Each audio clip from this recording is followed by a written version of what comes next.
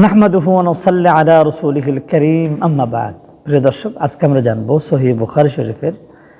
1281 নং হাদিস। বিশ্বনবী জনাবে মুহাম্মদ রাসূলুল্লাহ সাল্লাল্লাহু আলাইহি ওয়াসাল্লাম বলেছেন, যারা আত্মহত্যা করে নিজেকে নিজেই মৃত্যুর পথ বেছে নিয়ে গলা টিপে নিজেকে নিজে হত্যা করে এবং কোনো ফাঁস লাগে মৃত্যুবরণ করে,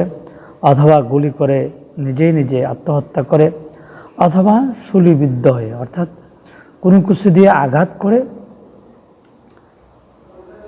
জাহিলি যুগে যেমন বর্ষা দিয়ে মানুষের তার শরীরে আঘাত করে মৃত্যুবরণ করেছে, এ বিষয়ে এখানে উল্লেখ হয়েছে যে যেভাবে